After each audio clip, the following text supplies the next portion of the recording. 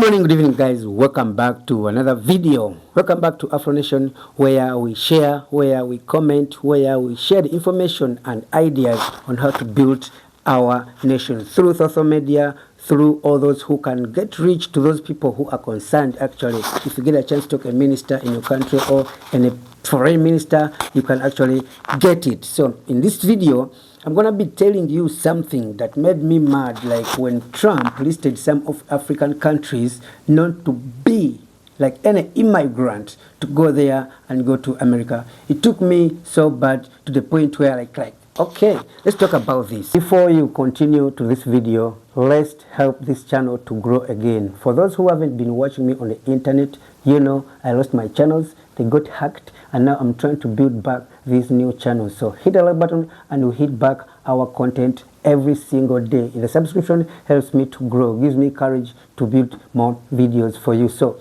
before Trump pulls out that issue and signs anything and tells everybody that these countries which are listed are banned, full ban, not to go back to the US. Very simply, we cannot have open migration from any country where we cannot safely and reliably vet and screen those who seek to enter the United States. It got into my head, and I'm like, okay, this is the time where Africa is topping the nation, where Africa is growing the ideas every single day. You see so many countries have come up, you know, presidents, especially when you talk about Eritrea. Let's first leave Eritrea aside. You talk about some of the countries that were banned. Libya, it was Obama who burned the city down and led them to unleash. So right now, Trump doesn't want anybody from Libya to go to that country. Look, Somalia, they stole everything from Somalia. Remember before, back in years, United States said Eritrea supports Al-Shabaab.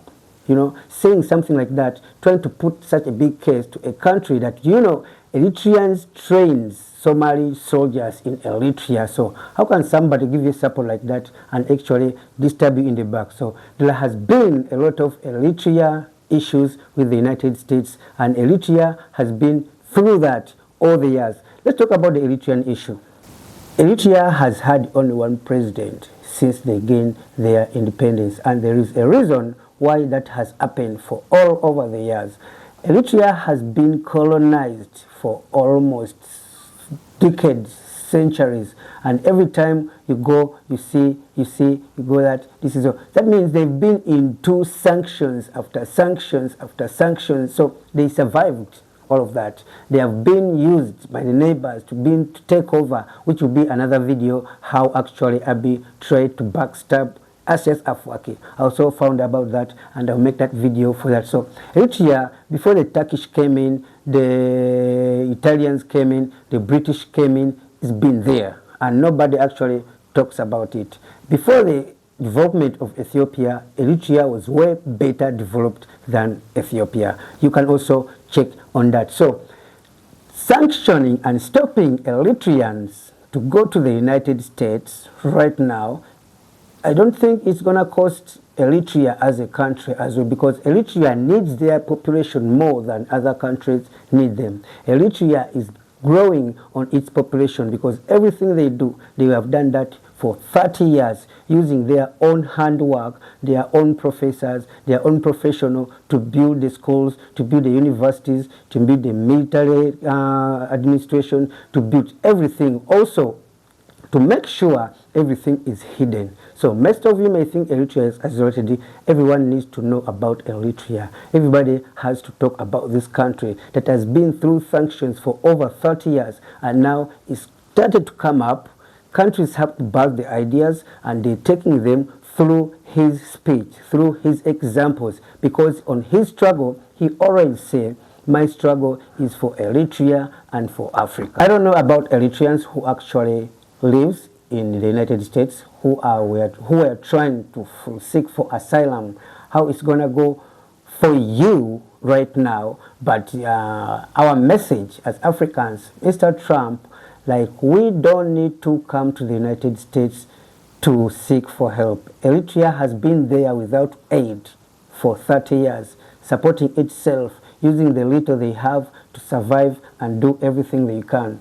There's been wars in Somalia for all over years, you know. You've been supporting Ethiopia for all over the years. Every African knows that. Everyone knows that. You know that. So we don't need to be told that you don't need to come here. But the only thing we need is to stay here and see what to do. So a young man who came up, like Ibrahim Traore, I'll always mention his name because he is being praised. He's the king of Africa right now, and what he's doing, there are some who are not seeing it proper. That will be also another video in the next time when we go into that case of him and what he does and what will happen to him. Actually, all the presidents, the dictators that have been for years, are they happy for that? But anyway, this is the case of Somalia, so Ethiopia, Sudan. Sudan is being blown away by you guys, you know. And after it's been blown away, you're running away and you're stopping people because you see they have nowhere to go, you know. You tried to go into Congo. Remember the time when M23 came in? Also, the case was the same, you know. So where if US want to go, they sneak in to get something. Where they don't get something, they don't sneak in. So they thought that banning Eritrea will help people, like will help to build the nation. What is the threat? Like what Eritrea, Somalia, Sudan has to you? Yemen, you've been blowing Yemen for years.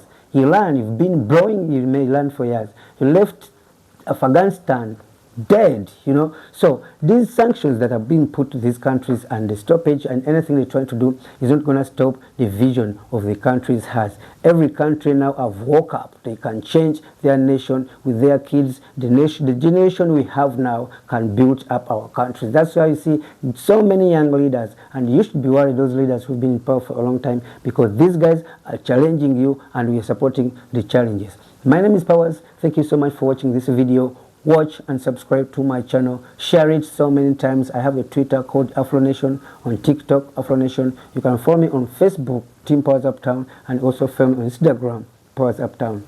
Bye.